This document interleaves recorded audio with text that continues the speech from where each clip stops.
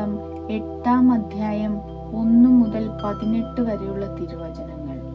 സോളമന്റെ നേട്ടങ്ങൾ. ദേവാലയവും കൊട്ടാരവും പണിയുവാൻ സോളമന് 20 വർഷത്തോളം വേണ്ടി വന്നു. പിന്നീട് സോളമൻ ഹീരാമിൽ നിന്ന് ലഭിച്ച പട്ടണങ്ങൾ പുതുക്കി പണിത ഇസ്രായേല്യരെ അവിടെ വസിപ്പിച്ചു. അതിനുശേഷം സോളമൻ ഹമാത് സോബ പിടിച്ചടക്കി മരുഭൂമിയിൽ തദ്മോറും ഹാമാത്തിൽ സംഭരണ നഗരങ്ങളും പണികഴിപ്പിച്ചു. കൂടാതെ മതിലും കവാടങ്ങളും ഓടാമ്പലുകളും കൊണ്ട് സുരക്ഷിതമായ ഉത്തരദക്ഷിണ ബേത് ഹെറോൺ നഗരങ്ങൾ, ബാലാത്ത് സോളമനുണ്ടായിരുന്ന സംഭരണ നഗരങ്ങൾ, രഥങ്ങൾ, കുതിരച്ചേവകർക്കുള്ള നഗരങ്ങൾ, ഇങ്ങനെ ജെറുസലേമിലും ലെബനോനിലും തന്റെ ആധിപത്യത്തിലുള്ള ദേശങ്ങളിലൊക്കെയും ആഗ്രഹിച്ചതെല്ലാം അവൻ പണിതു.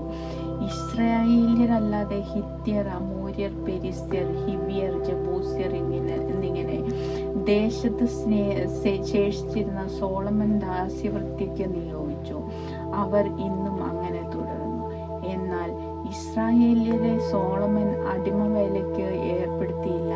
അവരെ പടയാളികളായും പടത്തലവന്മാരായും രഥങ്ങളുടെയും കുതിരകളുടെയും അധിപതികളായും നിയമിച്ചു.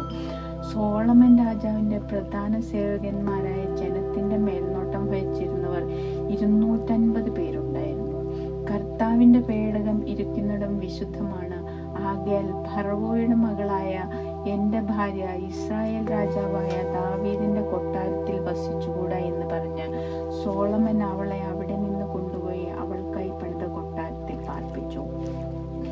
ദേവാലയ ഭൂമുഖത്തിന് മുൻപിൽ താൻ പണിയിച്ച കർത്താവിന്റെ ബലിപീഠത്തിന്മേൽ മോശയുടെ കൽപ്പനയനുസരിച്ച് സാബാത്ത്, അമാവാസി എന്നീ ദിവസങ്ങളിലും പുളിപ്പില്ലാത്ത അപ്പത്തിന്റെ തിരുനാൾ, വാരോത്സവം, കൂടാര തിരുനാൾ എന്നീ 3 വാർഷികോത്സവങ്ങളിലും അതത് ദിവസത്തെ വിധിയനുസരിച്ച് സോളമൻ ദൈവത്തിന് ദഹനബലികൾ അർപ്പിച്ചു. തന്റെ പിതാവായ ദാവീദ് നിർദ്ദേശിച്ചിരുന്നത് പോലെ പുരോഹിതന്മാരെ ഗണം തിരിച്ച് അതത് ശുശ്രൂഷയ്ക്കായി നിയോഗിച്ചു. സ്തുതിഗീതം ആലപിക്കാനും പുരോഹിതന്മാരെ സഹായിക്കാനുമായി ലേവ്യരെ ഓരോ ദിവസത്തെ ക്രമമനുസരിച്ച് നിയമിച്ചു. കൂടാതെ ഓരോ വാതിൽക്കാരെയും നിയോഗിച്ചു. ദേവപുരുഷനായ ദാവീദ് ഇങ്ങനെയെല്ലാം കൽപ്പിച്ചിട്ടുണ്ടായിരുന്നു. ഭണ്ഡാരത്തിന്റെ കാര്യത്തിലോ മറ്റേതെങ്കിലും കാര്യത്തിലോ പുരോഹിതന്മാരും ലേവ്യരും രാജകൽപ്പന ധിക്കരിച്ചില്ല. ദേവാലയത്തിന്റെ അടിസ്ഥാനമിട്ടത് മുതൽ പൂർത്തീകരിക്കുന്നത് വരെയുള്ള സകല പണികളും സമാപിച്ചു. അങ്ങനെ ദേവാലയം പൂർത്തിയായി. പിന്നീട് സോളമൻ ഏദോം ദേശത്തെ എസിയോൻ ഗേബർ, ഏലോത്ത് എന്നീ തുറമുഖ നഗരങ്ങളിലേക്ക് പോയി. ഹീരാം സ്വന്തം സേവകരുടെ നേതൃത്വത്തിൽ സോളമന് കപ്പലുകൾ അയച്ചു കൊടുത്തു. ഒപ്പം പരിചയസമ്പന്നരായ നാവികരെയും. അവർ സോളമന്റെ ഭൃത്യന്മാരോട് കൂടെ ഓഫീറിലേക്ക് പോയി.